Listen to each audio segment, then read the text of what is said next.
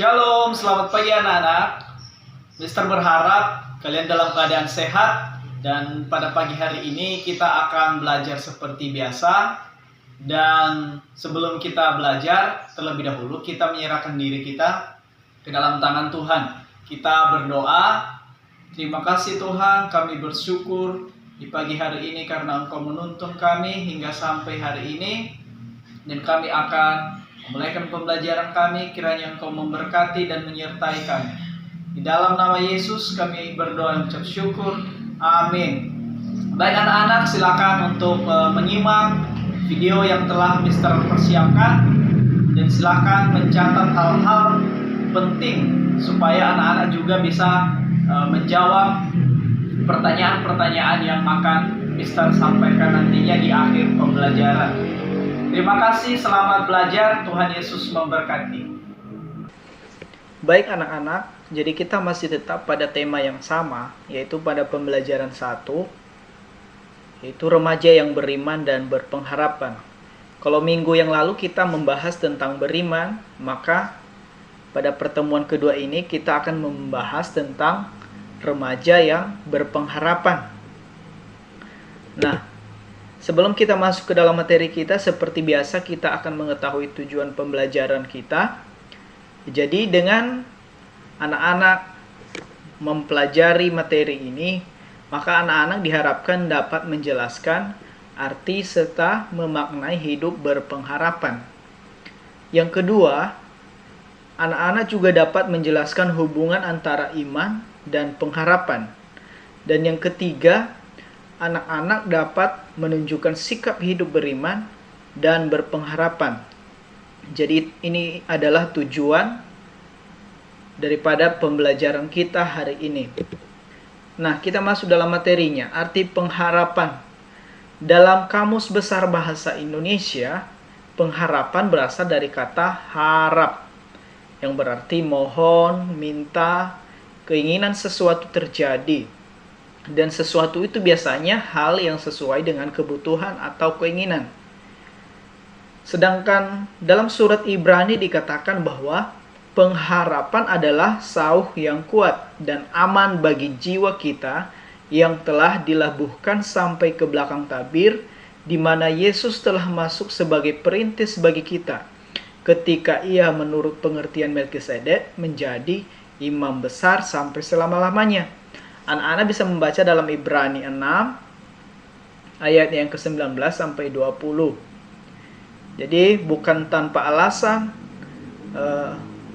dalam kitab ini dituliskan demikian, tetapi atas pimpinan, tuntunan, arahan dan bimbingan dan ilham Roh Kudus. Yang ketiga, arti pengharapan merupakan sikap dan tindakan atau reaksi kita kepada Tuhan yang didasarkan pada pengenalan kita akan Dia. Pribadi yang kita kenal itu tentulah pribadi yang baik, pengasih dan penyayang, serta memiliki kesanggupan untuk memberi pertolongan kepada kita dengan mewujud nyatakan apa yang kita harapkan. Jadi kita tidak mungkin berharap dengan orang yang tidak dapat menolong kita. Tetapi pengharapan ini kita berikan atau kita berharap kepada orang yang mampu, karena kita percaya orang itu mampu menolong kita. Nah, jadi pengharapan yang dimaksud di sini adalah pengharapan kepada Tuhan. Hidup berpengharapan.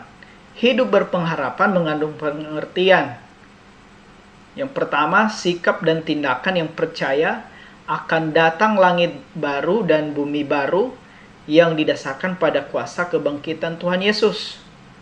Nah, ini dalam perspektif kita atau dalam pandangan kita sebagai orang-orang Kristen. Jadi anak bisa membaca dalam 1 Korintus pasal 15 ayat 14. Langit dan bumi baru adalah suasana hidup, tempat segala sesuatu diperbaharui dalam kuasa kebangkitan Kristus.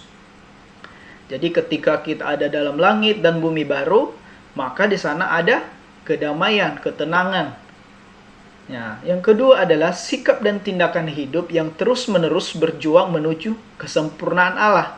Jadi di sini kita diharapkan untuk terus-menerus dari hari ke hari semakin berubah. Berubahnya ke hal-hal yang baik. Serupa dengan Kristus dalam perkataan kita dan dalam perbuatan kita sehari-hari. Yang ketiga, hidup yang terus memandang ke depan kepada rencana Allah. Mau memperjuangkan keadilan Allah, kesejahteraan manusia, memberantas penyakit, kebodohan, dan menyatakan shalom atau damai sejahtera Allah di bumi. Dimanapun kita berada, kita harus memperjuangkan keadilan. Kita harus memberikan damai dimanapun kita berada. Yang keempat, tidak melarikan diri dari kenyataan hidup sehari-hari. Jadi, dimanapun anak-anak berada, bersyukurlah dengan apa yang anak-anak miliki. Bersyukur dengan keluarga yang anak-anak punya. Begitu. Jadi bersyukur dengan kakak, abang, orang tua, dan lain sebagainya. Yang kelima adalah hidup yang mengatasi kesulitan hidup dengan memperjuangkan terwujudnya keadilan dan kebenaran Allah. Jadi, dengan berpengharapan kita hidup mengatasi kesulitan hidup karena kita mempunyai tujuan. Yang keenam adalah optimis terhadap perkembangan dunia masa kini. Perkembangan dunia justru menjadi alat pemicu yang menantang dan mendorong orang percaya mewujudkan pengharapan imannya. Jadi, anak-anak, kita tidak bisa lari dari kenyataan bahwa dari hari ke hari perkembangan ilmu pengetahuan dan teknologi semakin pesat. Nah, dengan demikian kita dipersiapkan juga agar kita semakin kuat dalam iman dan pengharapan kita. Yang selanjutnya, hubungan iman dan pengharapan. Kita harus mengerti dan memahami bahwa pengharapan sesungguhnya tidaklah terpisah dengan iman kita. Jadi iman dan pengharapan tidak bisa dipisahkan. Iman membuat orang memiliki pengharapan kepada Allah. Iman menempatkan manusia memiliki kepercayaan kepada Allah sehingga ia dapat menaruh pengharapan kepada Allah. Pengharapan adalah sikap orang percaya yang mengenal Allahnya. Selanjutnya, mengharapkan berbeda dengan menginginkan. Nah, kalau menginginkan itu adalah sikap dan cara hidup berharap seperti yang kita inginkan atau yang kita mau. Jadi menginginkan itu tindakan yang kita lakukan karena kita mau.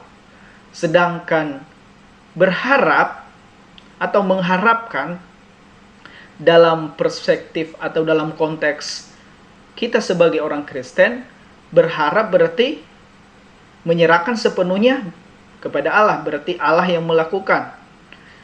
Ya, seperti pada layar anak-anak di bawah, pengharapan adalah sikap dan cara hidup orang percaya yang mengandalkan sesuatu di mana Allah yang menyatakan kehendaknya. Selanjutnya, pengharapan dapat bertumbuh dalam iman dan diwujudkan dalam cara yang pertama, berdoa dengan sungguh-sungguh. Nah, ternyata buat Tuhan, berdoa yang sungguh-sungguh adalah berdoa dengan memperkatakan iman. Ini memang doa yang simple, sederhana. Doa yang singkat tetapi berkuasa. Tahukah kita bahwa Yesus berkata, kalau kamu berdoa jangan bertele-tele. Yang perlu adalah doa yang sungguh-sungguh di hadapan Tuhan. Selanjutnya adalah pengharapan bertumbuh dalam iman dan diwujudkan dalam cara membaca firman Tuhan dan memahami maknanya. Secara sederhana kita perlu membaca dan mempelajari Alkitab, karena Alkitab itu kata-kata Allah yang ditunjukkan kepada kita. Seperti dalam 2 Timotius 3 ayat 16 mengatakan bahwa Alkitab diilhamkan Allah. Atau Alkitab itu benar-benar adalah firman Allah. Dengan kata lain, itu adalah firman Tuhan untuk kita. Selanjutnya adalah yang ketiga, beribadah sebagai wujud kerinduan kepada Tuhan dan menjadi kebiasaan hidup. Dikatakan dalam 1 Timotius 4 ayat 8, latihan badani terbatas gunanya, tetapi ibadah itu berguna dalam segala hal, karena mengandung janji, baik untuk hidup ini maupun untuk hidup yang akan datang. Jadi anak-anak, Tuhan menghendaki jika kita cinta padanya, kita harus serius beribadah kepadanya. kasih pada Tuhan tanpa perbuatan adalah munafik. Sebaliknya, perbuatan tanpa kasih adalah kesombongan. Ibadah itu perlu, karena kita tidak bisa hidup dalam shalom atau damai sejahtera Allah tanpa hubungan yang baik dengan Allah. Hubungan ini terus kita perbaharui melalui ibadah-ibadah kita. Datanglah dan beribadahlah kepadanya dengan hati yang tulus, hati yang rindu. Baik, demikian pembelajaran kita hari ini, anak-anak. Mister berharap materi yang sudah Mister sampaikan lewat video materi ini dapat anak-anak mengerti, dapat dipahami. Jika ada yang kurang dimengerti, silakan ditanyakan kepada Mister. Dan minggu depan kita akan belajar tentang mempercayakan diri kepada Kristus, yaitu kita masuk pada pembelajaran baru atau pembelajaran 2, halaman yang ke 14, halaman 13. Dan Mister juga berharap tugas yang sudah Mister berikan dapat dikerjakan dengan baik, dikerjakan dengan sungguh-sungguh. Terima kasih, tetap jaga kesehatan agar kita dapat bertemu lagi di pertemuan-pertemuan selanjutnya. Semangat terus belajar, Tuhan Yesus memberkati.